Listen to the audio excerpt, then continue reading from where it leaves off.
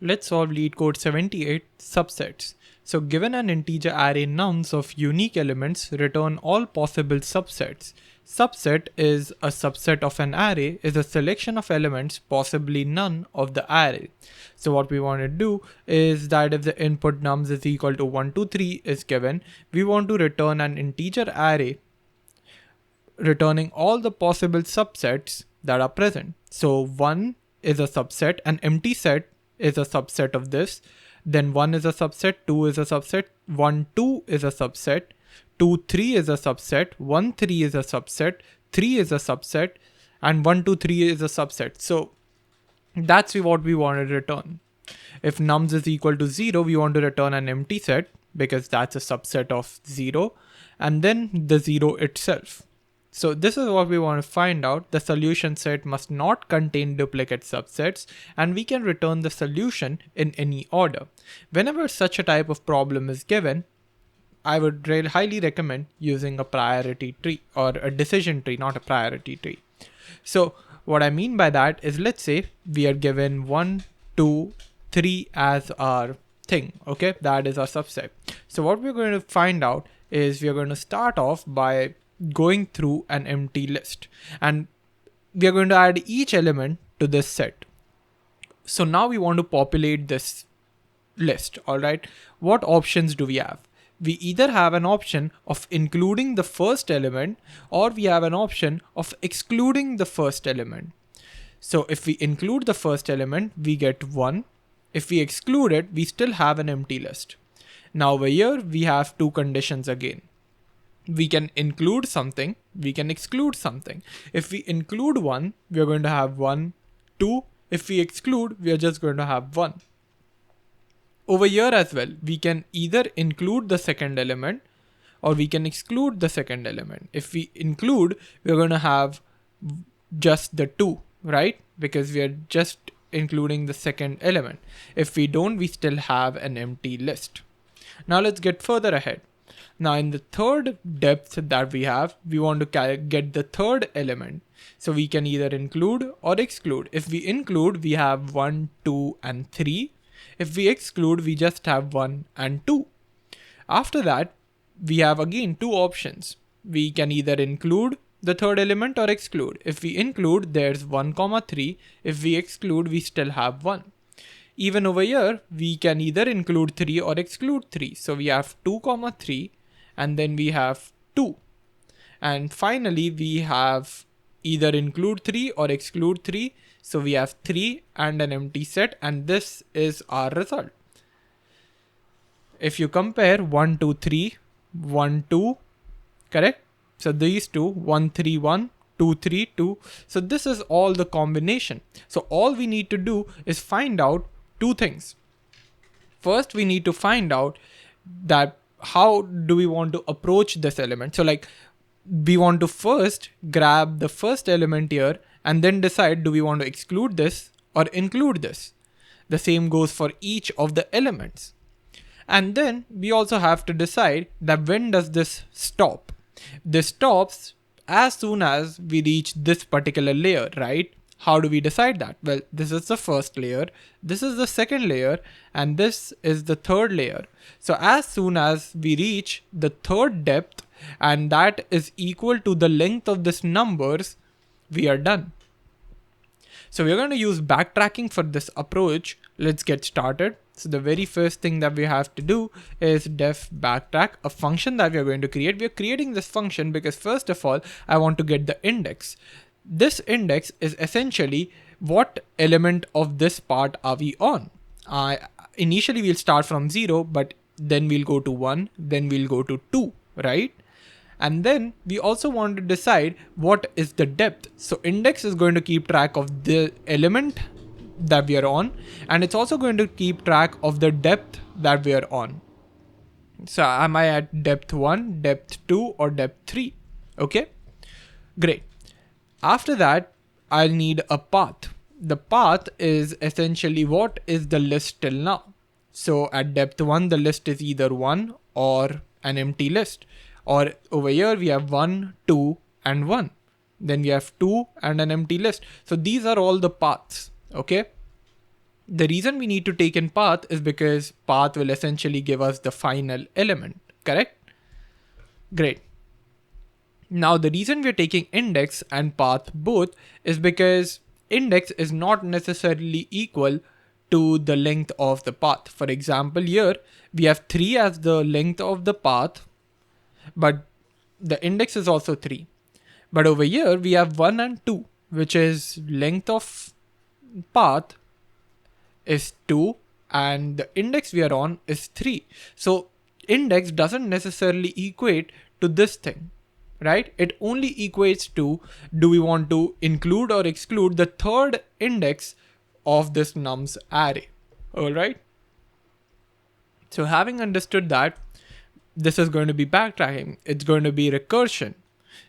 Recursion is a way to implement backtracking, all right? So the very first thing is the base case. What is our base case in this case? Well, I told you, I want to stop as soon as the index is equal to the length of the path. Is that correct? Not really, because as I just showed, index and length of path are not necessarily equal. But if index is equal to the length of the nums, then we want to stop, because here the index is 3, I want to stop here, and that is equal to the length of the nums, correct? As soon as that is the case, I'm going to create a result variable which is going to be stored outside, and then to it I'm going to store response.append the nums array. Then you can either deep copy it or you can just do splicing to copy it properly. And there we go. This is going to be our base case. So as soon as we hit the index, we just want to take this and store it in a result variable, right? Because I know at this point I've already gotten my answer. Now the next thing is I want to implement including this particular thing, or I want to exclude this thing. So in recursion, if I want to include, I will write down some condition which will recursively go and find out the entire thing for this include part. And then I'll implement something that goes on recursively for this exclude path. All right, so let's go ahead and implement the include path. So the include path is something like this: path.append. And what do I want to append? Nums at index, correct? Because initially I'll start with index 0. So I get a condition that, hey, do we want to include 1 or not? So as soon as we come over here, we path.append nums at index. So our path is 1 now. Then we want to go down this particular route so that we have the recursion. All right. So I'll again, call the backtrack function. Then I'll just do index plus 1 because initially the index was 0. Now at this point it will go to index plus 1. And then the path will be as it is because we have appended to the path and we are going down this path now. All right. So with this, what's happening is that we are going down the path of include. So we are going down here, here, and then here. Okay. As soon as we reach here, it will simply go and append to the response. All right. So we will get our very first result, which is 1, 2, 3. But after that, we want to implement exclude. So to implement exclude, what do I have to do? Well, I'm on 1, 2, 3. I want to go to 1, 2. So I want to pop off the element. All right. So whatever I've added here, I want to pop it off. So I have path.pop. And after that, the include part is done. We are back over here. Remember. So when we did this, we were on the to include. All right. Do we want to include the index 2, which is the element 3? This is 0, 1, and 2.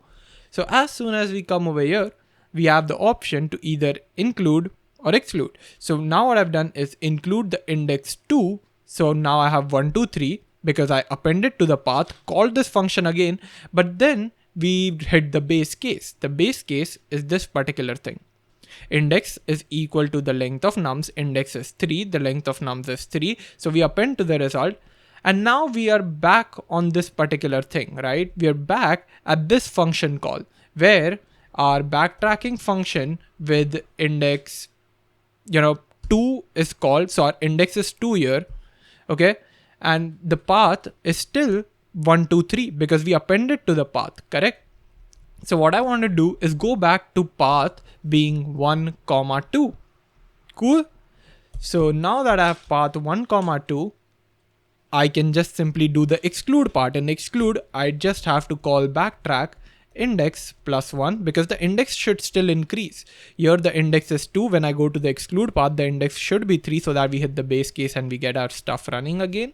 And then we have the path. We don't have to do path.append because we are excluding. We don't have to do path.pop because we are, excluding. If we didn't add anything, why do we have to pop it off? And that's basically it. So I can just call this function backtrack. So we have index 0, the path is initially empty, and then we can return result as soon as it's done. So I'll run this and let's see if it works. It doesn't. And the reason for that is everything is 1, 2, 3, 1, 2, 3, 1, 2, 3. So why is that the case?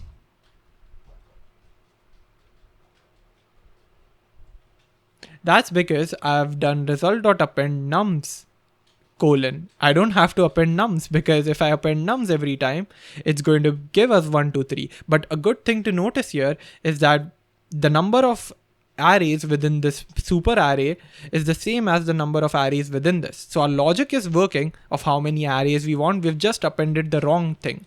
If we append nums, it's always going to be the constant 1, 2, 3. Instead, we want to append the path. All right. Now, if we save it, it works. Let me submit it.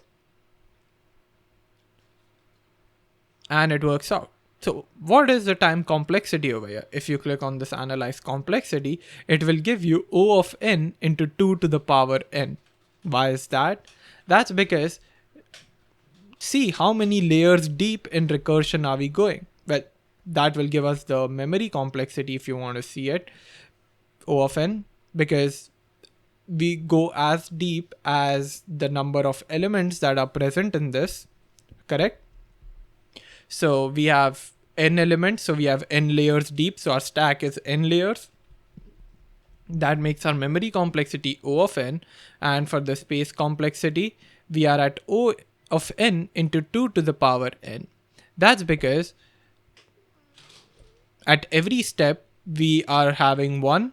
Okay, so initially we are starting with an empty list, then we are having 2 lists, then we are having 4 lists, and then we are having 8 lists.